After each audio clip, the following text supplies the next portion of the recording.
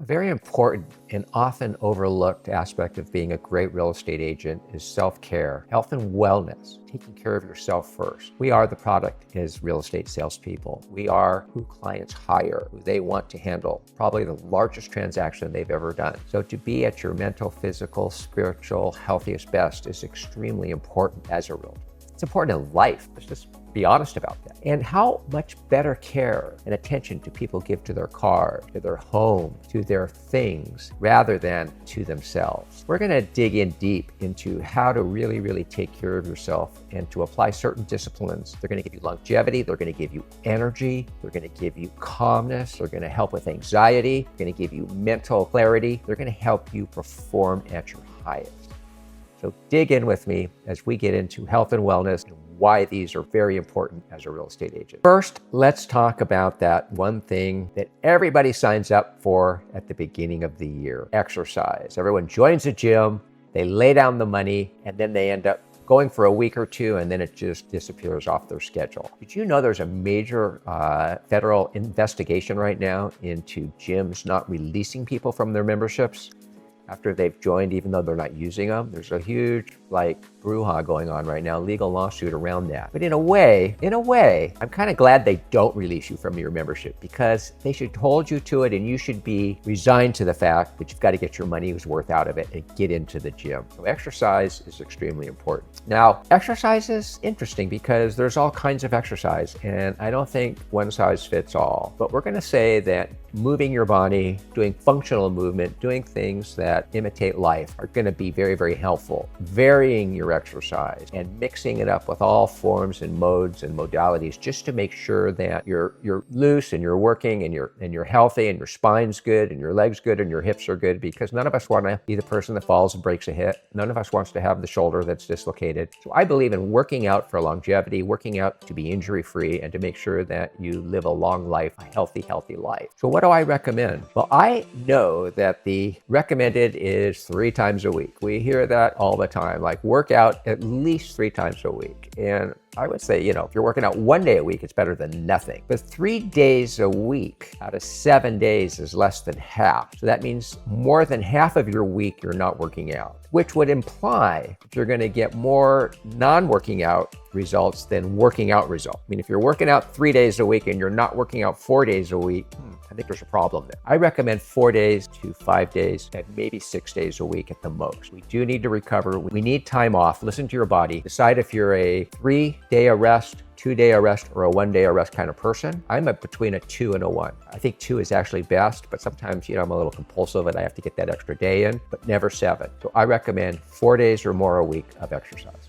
If the gym's not your thing, get out and walk. If walking's not your thing, do Pilates, do yoga, do rock climbing, swim, do CrossFit, do heavy weightlifting, do anything that gets you out and gets you moving, gets the blood circulating, gets you, feeling good. And get out there in the sun a little bit too. I know everybody's wearing big floppy hats and lathering themselves in sunscreen, but I wonder how good that really is for you, putting all those chemicals on your face and not getting any vitamin D3. I think everything in moderation, don't you? And here it is again. The key is consistency. It's always about consistency.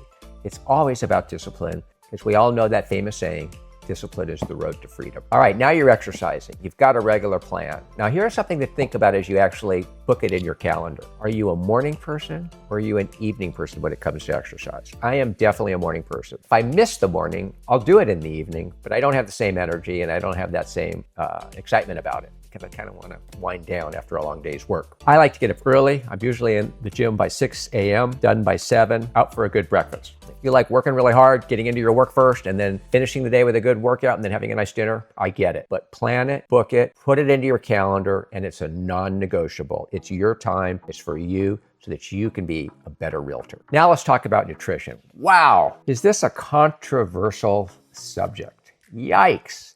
Everything is good in moderation is one theory. There's veganism, there's vegetarianism, there's fit for life, there's keto, there's the paleo diet, there's the Mediterranean diet. Now that one's got me the most confused, because when I look at everything in the Mediterranean diet, it looks like it's got everything in it, so I don't know what they're not eating. But here's the thing. Here's what we know for sure. You need an adequate amount of protein, for sure, no doubt about it. You also need lots of vegetables and fruit, no doubt about that.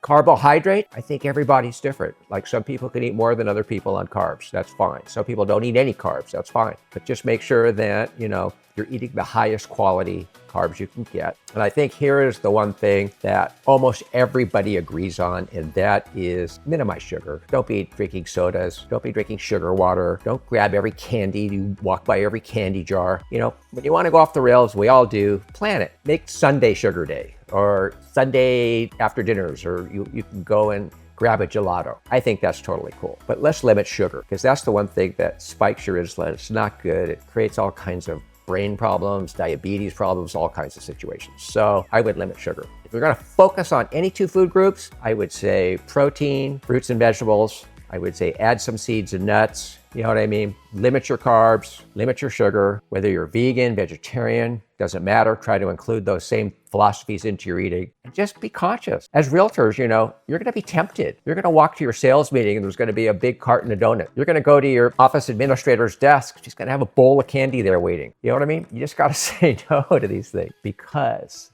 nutrition is so important in terms of our health and wellness. And then the other thing when it comes around nutrition, there's so much science and study out there right now, and there's so many different doctors researching longevity, researching wellness, researching health, and there's all kinds of new hormonal therapies. There's all kinds of supplements you could take now.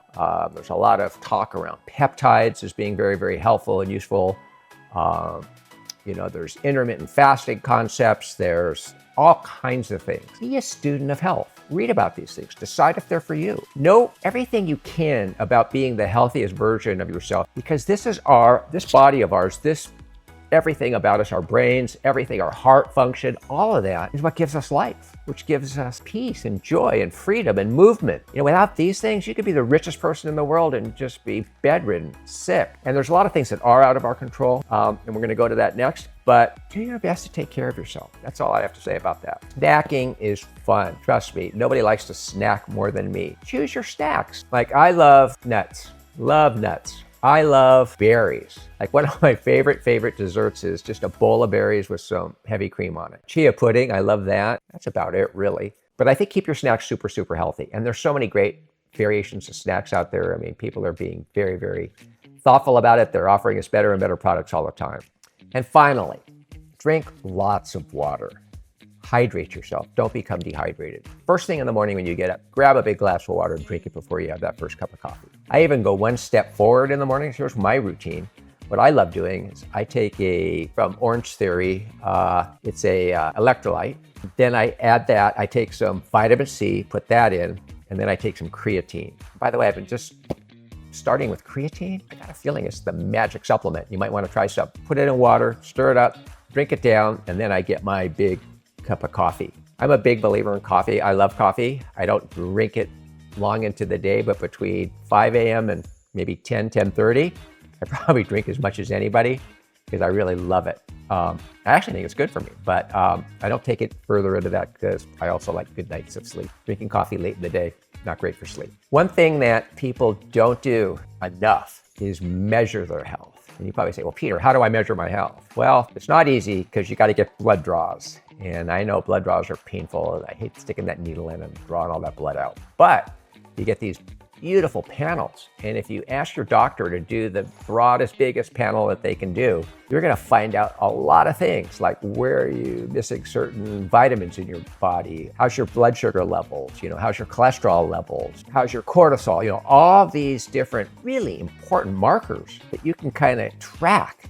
And then as you go through your days and your life and you're trying different diet plans and foods and supplements and things like that, you go back in another 6 months and then you measure again and you see if it's working.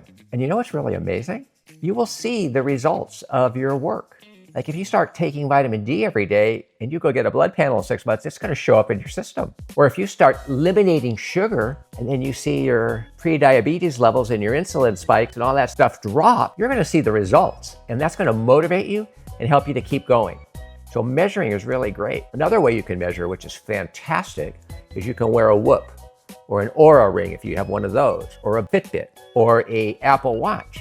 All of this new wearable technology is fantastic for measuring sleep, stress levels, blood pressure, stress, how my workout's going, counts your steps for you, calories, all those different things. You know, I'm not super concerned every day when I look at it and go, oh, I only slept 6 hours, or I only got 8,000 steps in instead of 10,000 steps. I mean, I don't go nutty about it, but there's something about just being aware that makes me that much more conscious of trying to be healthy on a daily basis. Now let's talk about stretching and mobility. This is a big one, and probably my weakest link in my own personal program. Stretching hurts for me. You know, I'd rather like take 100 pounds and push it over my head than stretch. And I know that's nutty, but stretching hurts. But I'm working on it more and more because stretching is the opposite of shrinking. And as we get older, we start shrinking. So stretching and mobility are extremely important. I also think for balance, for walking and not falling, you know, for being able to jump. I mean, jumping is great. I think, you know, sprinting is really, really important. I think for people that are aging, sprinting is more important than running 6 miles, in my opinion. I think if you did 10 100-yard sprints or 10 50-yard sprints versus running a mile, I think you'd get more out of it. I think it's better for you. You're not wearing out body parts. I think yoga is the way to go. Being in a class, you know, having somebody instruct you on how to stretch and how to move, I think is extremely important. Pilates, I've done Pilates before. Pilates is great in that stretching and mobility. And then, you know, using a roller, rolling out, doing different mobility exercises like leg swings and squatting and things like that, moving your arms over one over the other. And you see these guys on YouTube now, they're showing you all the different ways you can, you know, move and obtain flexibility and mobility. All these things are fantastic. And it's pretty amazing when you see some of these people, how flexible and how mobile you can actually get. And you can see like how lubricated the body gets when you really work on it. Not my strongest point of my plan, but it's something that I am really working on hard right now and trying to add that to my daily health care. Here's the big one, you know, sleep is probably one of the more talked about issues because people are struggling with sleep.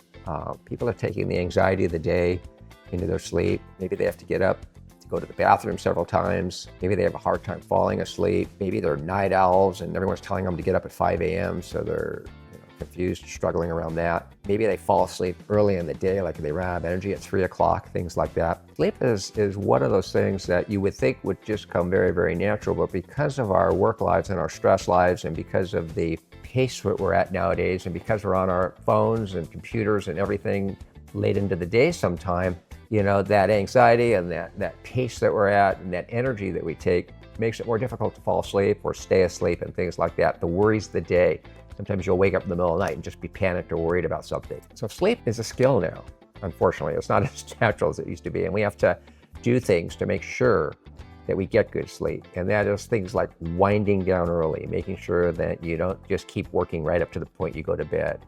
Maybe meditating and praying before sleep, reading some spiritual books or scripture or Bible or anything that just kind of calms you down and centers you maybe on a power greater than yourself, or things that you can let go of all your worries and all of your anxiety and all of your tension. You know, then making sure your room is a good cool temperature, making sure there's no noise, or if you like white noise, put some white noise on. My wife loves that. She loves fans and that noise. And now that we're doing that, I'm really enjoying it too. It does help me fall asleep and keep me asleep. Just certain practices, you know, making your bed a sacred place, not watching TV in your bed. I think, you know, reading before you go to sleep is really good. It makes you tired, but just have a routine around sleep. Make sure that you have a discipline around sleep. Make sure that you treat sleep as sacred as it is, because that's when your body restores. It's when your brain restores. A great example is when you sleep. And this is what I really noticed, like with naps. Like if let's just say you're going, push, you take a nap for an hour. When you wake up in that hour, the world looks sunny again. Like let's just say the weight of the world is on your shoulders, and a lot of it has to do with just how tired you are. If you're really tired, you're gonna feel a lot more negative than if you're well rested. Rest creates positivity. So sleep is extremely important, not only to the health of your body, but also to the health of your mind. Now, balance shows up in our lives in many, many, many different ways. I think if you're all work and no play, you become a very dull boy or woman. A very, very important facet of life is to be curious, to be interested in a lot of things. Is it live to work or work to live? I think you work to live. If you love your work is not work. I think that's really important. But I do believe that creating balance, and we're going to talk about the different ways to do that, but to have a varied lifestyle, I think is very, very important. We're going to work probably 8 to 10 hours every single day. So that means the remaining time has to be spent very, very, very well and consciously.